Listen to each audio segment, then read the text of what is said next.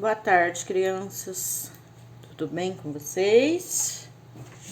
Muito bem. Vamos hoje falar um pouquinho, né? Na nossa aula de história sobre a mão de obra, né? No Brasil a partir de 1888 e daqueles africanos, né? Os estrangeiros que chegaram aqui. A página é 209, ok? Então vamos lá. Como vimos, os imigrantes vieram ao Brasil no fim dos anos 1800, buscando o quê? Melhores condições de vida, né? Porque o governo brasileiro chamou esses imigrantes? Por que você acha que o governo brasileiro chamou esses imigrantes? E aqueles que atravessam o oceano, eles são chamados de transatlântico, tá? Aqueles que fazem a travessia ali do Oceano Atlântico de um país para o outro, de um continente para o outro, ok? O incentivo do governo de trazer trabalhadores rurais assalariados para fazendas de café surgiu depois que o comércio transatlântico de escravizados africanos foi proibido no Brasil em 1850. Essa proibição não impediu que alguns comerciantes continuassem transportando escravizado entre portos africanos e brasileiros clandestinamente. Caso esses traficantes de pessoas e os compradores de cativos fossem pegos, os africanos capturados seguiam libertos pela polícia. Por isso, a vinda de agricultores estrangeiros livres se tornou uma alternativa mais segura para os empregadores. Então, a partir de 1800, né, 1850, foi proibido esse tráfico, né, de escravos aqui para o Brasil. Foi proibida a escravidão, né? E aí ainda foi aonde o governo começou a pedir, né, chamar outros trabalhadores para vir trabalhar nas fazendas de café, né? Os donos das fazendas, né? E aí surgia onde eles iam começar a trabalhar por um salário, né? Eles iam receber por aquilo. Porém, nem todos queriam pagar.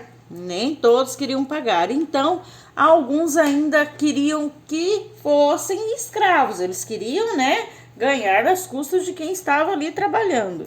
E aí, alguns ainda queriam trazer alguns escravos clandestinos. Ainda tentavam, tinha que trazer em navios, né, muitos disfarçados, descer em outros portos, em outros lugares para que ninguém visse.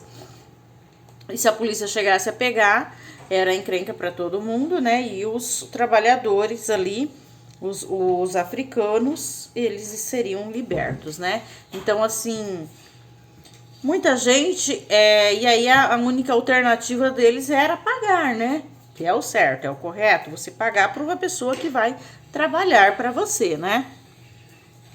Os fazendeiros, porém, não se limitaram a contratar agricultores europeus e asiáticos. Eles também empregaram brasileiros livres e compraram escravizados nascidos do Brasil ou que chegaram ao país antes de 1850. Ou seja, né, os fazendeiros, eles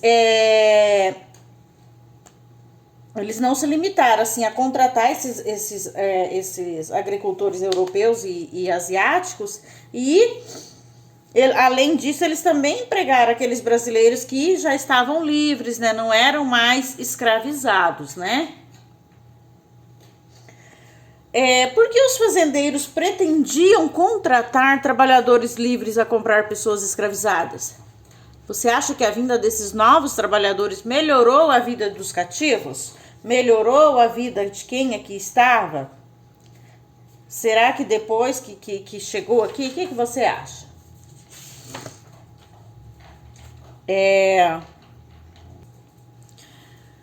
Muito bem. E aqui, né, eu vou deixar para vocês responderem, tá bom? O que vocês acham, né? Por que será que eles estavam preferindo contratar os livres, né, do que comprar os escravizados, né? Lembra que nós falamos lá atrás que quando havia alguma revolta dos escravos, né, os donos dos escravos, eles eram punidos, né? Lembra? E será que essa vinda desses melhorou? Claro que sim, né? Tudo tem um aprendizado, tem uma cultura, tudo tem um saber por trás, né? Outros estrangeiros. Quem são os outros estrangeiros? Os africanos. Mas por quê? Eles também são estrangeiros, eles também são imigrantes. Eles não moravam aqui. Eles chegaram aqui obrigados. Devemos lembrar que os africanos trazidos à força para o Brasil também eram trabalhadores estrangeiros. Porém, eles não estavam submetidos ao mesmo regime de trabalho que colonos e trabalhadores rurais assalariados. Você imagina por que isso acontecia? Até o ano de 1888, quando a escravidão foi abolida, existiam pessoas escravizadas em todas as regiões do Brasil. Durante o período colonial, as fazendas que mais compravam escravizados ficavam no Nordeste e também ali no Sudeste, né? Mas por quê? Porque nesse período a cana-de-açúcar era o produto mais importante da economia brasileira e muitos escravizados eles foram forçados a trabalhar em canaviais que ficavam no Nordeste e no Sudeste. Então, até 1888, quando a escravidão foi abolida, né? As pessoas que chegavam escravizadas, a maioria estava no Nordeste. Lembra que lá no Nordeste que nós temos os quilombos? Alguns, né? E um dos mais famosos. E também ali no Sudeste. Então eles iam por quê? Porque a cana-de-açúcar nessas regiões, elas eram dos produtos que estavam em alta, né? Estavam colhendo, estavam plantando e tudo isso, né? Por volta de 1850, o café passou a ser o produto mais importante da economia brasileira. Os maiores cafezais ficavam aonde? São Paulo e Minas Gerais. Minas Gerais e Rio de Janeiro. Por isso, muitos cativos do Norte, Nordeste e Sul foram vendidos também para essas regiões. Além da cana-de-açúcar, o café, né?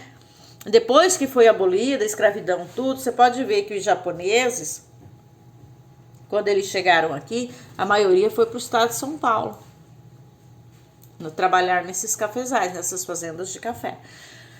Eles eram comerciantes, eles aqui, ó, muitos cativos do Norte, do Nordeste e do Sul foram aonde? Foram vendidos para fazendeiros nessa região, né? Região de São Paulo, Minas Gerais e Rio de Janeiro, que eram comerciantes pelos pequenos produtores rurais das outras regiões com os cafeicultores do Sudeste brasileiro. Portanto, muitos escravizados afro-brasileiros que migraram para onde? Para o Sudeste, foram forçados a abandonar a família e os amigos como forma de castigo para ter entrado, por ter enfrentado a violência que estavam sendo submetidos. Então, o que aconteceu aqui? Muitos escravos, né? Os afro-brasileiros, aqueles com descendência, né, brasileira e com descendência, eles foram para o Sudeste, né, e ali forçados, né, por quê? Porque os escravos, eles não tinham voz, eles não tinham vez, eles não tinham opção, eles não tinham como escolher, eles não tinham como levar, e a maioria tinha que abandonar sua família, a maioria tinha que deixar amigos, e essa era uma forma de castigo também. Porque eles enfrentavam, né, essa violência, eles estavam submetidos a esse tipo de violência, né? Os escravizados, aqueles que migravam para as lavouras de café de uma região brasileira para outra, esses afro-brasileiros, eles eram nascidos no Brasil, né? Ou aqui viviam desde 1850. Portanto, a maioria era composta de afro-brasileiras, né? Falavam português, eram católicos e conheciam muito bem a sociedade e a cultura brasileira. Não eram estrangeiros como os imigrantes europeus, asiáticos, né? Aqueles livres. E os africanos, aqueles cativos, né? Lá da África mesmo. Aqueles também eram lá da África, né? Os afro-brasileiros que migraram para as lavouras de café do Sudeste não eram atraídos por coisa alguma, tratando-se mais de uma migração forçada. Então, eles eram forçados, eles saíam das regiões onde eles estavam, né? As regiões que não tinham essas plantações de café, no norte e no sul do Brasil, e eram vendidos para enfraquecer as revoltas que estavam atormentando alguns senhores de escravos. Então, eles estavam em alguma região ali e eles eram vendidos para outras, né, para ver se aquelas revoltas dos escravos diminuía, enfraquecia. E assim os africanos, os escravos, eles começaram a ficar mais revoltos, né? Com razão, né? Aí o que eles faziam? Conseguiam fugir no meio das viagens para as lavouras e quando desembarcavam ou algum desembarcava no porto, que conseguia, eles tentavam voltar, né, para a terra de origem, simulando estarem adoentados ou que dizia que tinha uma doença muito grave, que podia passar para todo mundo, né? E aqueles que conseguiam chegar no destino depois que eles fugiam, eles ainda, né, se juntavam com os outros contra, né, aquela violência, né, da escravidão toda, né? Que aí eles evitavam todo aquele trabalho, as surras, eles lutavam contra isso, né? Ou eles conseguiam lutar contra os senhores, as pessoas que eram contratadas para ir atrás dos